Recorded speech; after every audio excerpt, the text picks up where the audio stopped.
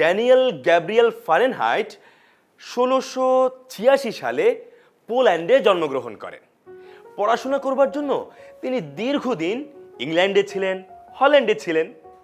তারপর স্কুল কলেজের পাঠ চুকিয়ে তিনি গবেষণায় মনোনিবেশ করলেন।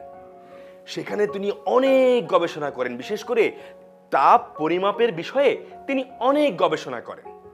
তখন তাপ পরিমাপের জন্য ব্যবহার করা হতো এক ধরনের থার্মোমিটার, যেখানে ব্যবহৃত হতো অ্যালকোহল।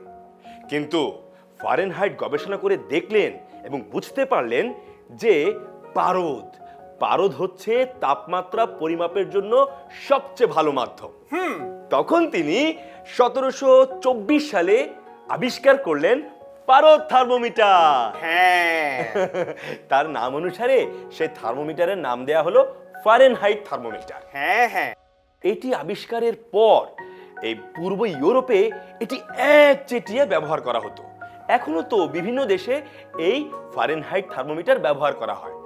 তাপমাত্রা পরিমাপের জন্য এই থার্মোমিটার যন্ত্রটি খুবই কার্যকর। পিকু, তুমি তো কিছুক্ষণ আগেই ঠান্ডা কাশির কথা বলছিলে।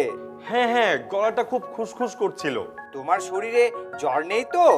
না, শরীরে কোনো জ্বর নেই তো আমার। তাও তুমি একটু মেপে দেখো, ওই যে দেখো ওখানে থার্মোমিটার আছে। ও হ্যাঁ হ্যাঁ, এটা নিয়ে একটু মেপে দেখো।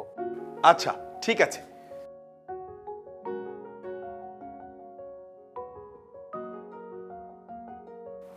আমার মন বলছে আমার কোনো জ্বর নেই, তারপরও তুমি যেহেতু বলেছো আমি পরীক্ষা করে দেখছি। হ্যাঁ হ্যাঁ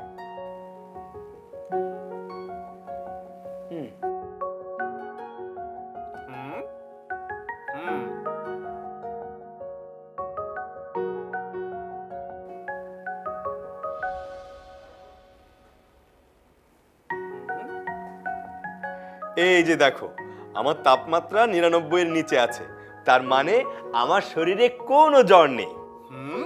একজন মানুষের স্বাভাবিক তাপমাত্রা ৯৭ থেকে ৯৯ ডিগ্রি ফারেনহাইট পর্যন্ত থাকে। আচ্ছা, এটা কিভাবে দেখলে আমাকে একটু শেখাবে? ও মানে কিভাবে থার্মোমিটার দিয়ে আমি জ্বর মাপলাম সেটা? হ্যাঁ হ্যাঁ হ্যাঁ বলছি, মনোযোগ দিয়ে শোনো। এই যে দেখো, থার্মোমিটারে অনেকগুলো দাগ দেয়া আছে। এগুলো হচ্ছে degree. ৯৪ degree Fahrenheit, ৯৬ degree, ৯৮ degree, ১০০ degree. আবার এর উপরেও আছে ২, ৪, ৬, ৮। কেমন? দেখো এখানে এফ লেখা আছে। এফ মানে ফারেনহাইট আর সি মানে সেলসিয়াস। বুঝতে পেরেছো?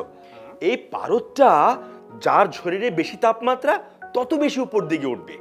আমার শরীরের তাপমাত্রা যদি ১০০ ডিগ্রি হয়, তাহলে এই পারদটা ১০০তে এসে থেমে যাবে।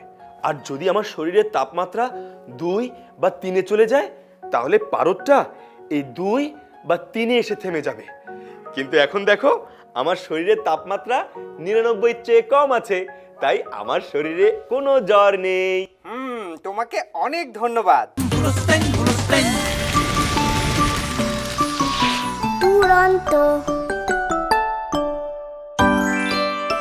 ফেসবুকে ফলো করো এবং ইউটিউবে সাবস্ক্রাইব করো দুরন্ত টিভি।